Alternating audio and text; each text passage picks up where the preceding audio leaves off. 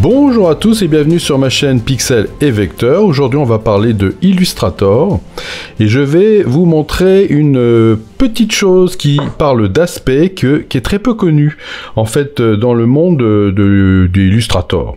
En fait, vous avez ici la possibilité d'aller prendre le panneau aspect. Si vous ne savez pas où est le panneau aspect, vous allez dans Fenêtre et là vous allez tomber sur aspect. Vous voyez que, quoi qu'il en soit, j'ai bien mon aspect. Donc, un aspect, c'est l'idée que, vous voyez, je peux avoir un contour et un fond, mais on va voir que grâce à ces boutons ici, on peut ajouter des fonds et on peut ajouter des contours. Ici, contour, ici, fond. Et donc, on pourrait avoir deux types d'aspects.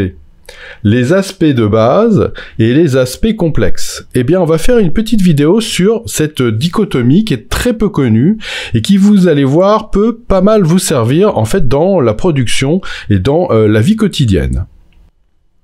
Alors, donc, dans cette vidéo, on va voir qu'il existe deux aspects différents.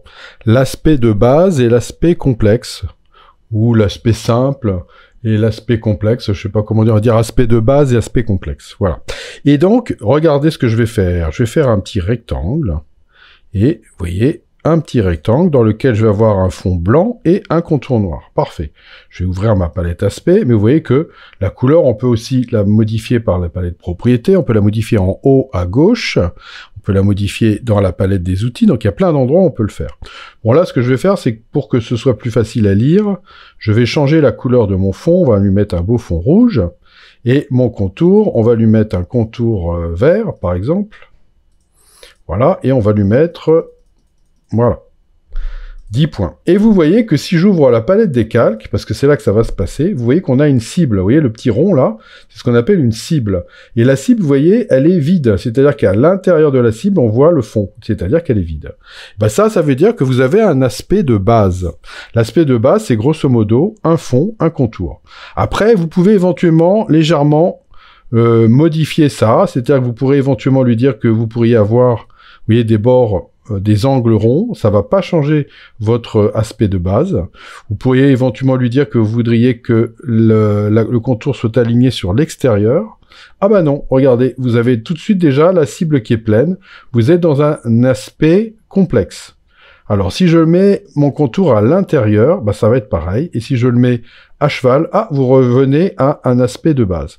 Donc vous voyez que très rapidement, vous n'êtes plus dans un aspect de base. Donc grosso modo, pour faire simple, l'aspect de base, c'est un fond, un contour, quoi. Bon.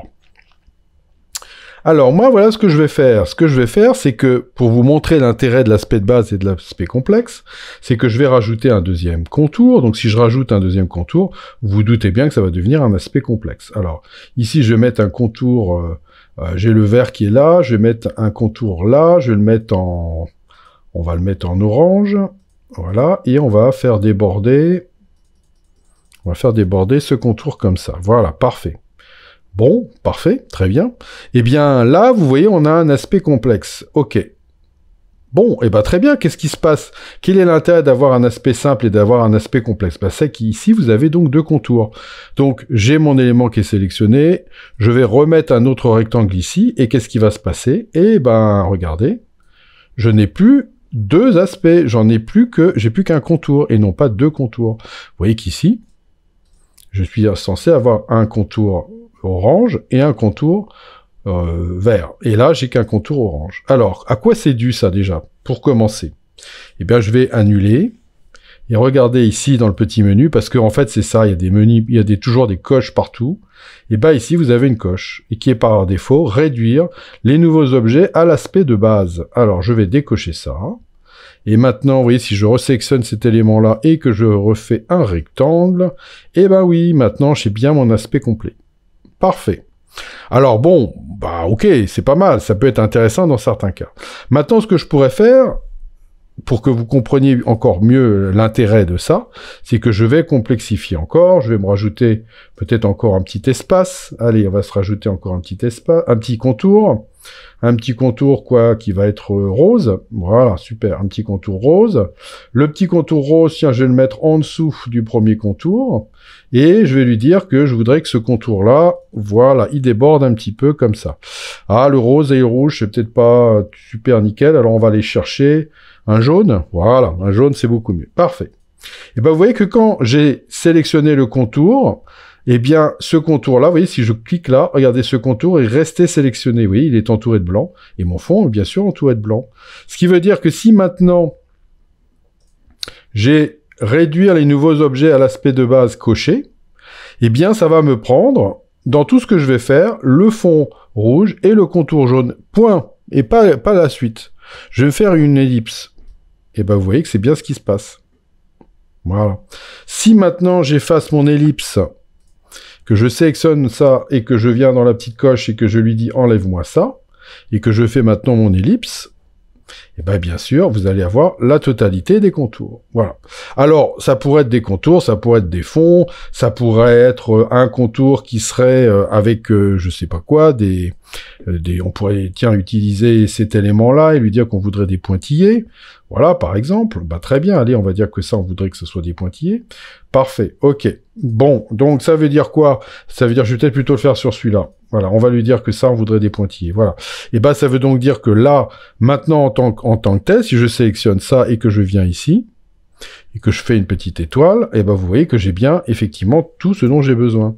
Et donc, si éventuellement vous vous dites, moi, je voudrais simplement repartir d'un élément simple, et ben il suffit de savoir lequel vous voulez. Moi, en fait, je voudrais repartir d'un élément simple, mais je voudrais avoir mon fond rouge, et puis le contour orange. Et ben je vais aller cliquer sur le contour orange, et maintenant, en ayant réduire coché, et ben quand je vais lui dire que je voudrais, par exemple, avoir un rectangle, et ben vous voyez que je vais bien avoir un rectangle avec un fond rouge et un contour orange, bah tout simplement parce que bah quand je suis ici, vous voyez, j'avais bien mon contour rouge, mon fond rouge et mon contour orange. Donc bah voilà, c'est ça qu'on appelle réduire à l'aspect de base. Voilà. Donc j'imagine que dans certains cas, ça peut être très intéressant. Maintenant, si comme moi, vous vous dites, bah, moi qui peux le plus, peut le moins, préfère enlever des éléments-là, et ben, vous allez donc décocher, réduire les nouveaux objets à l'aspect de base.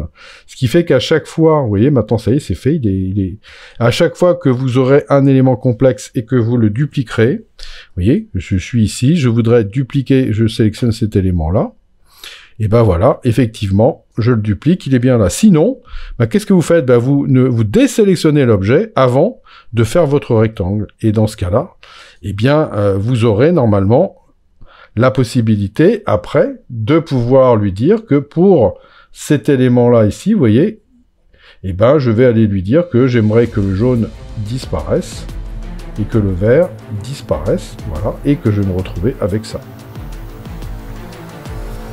Voilà, donc voilà, vous connaissez maintenant la différence entre les deux aspects.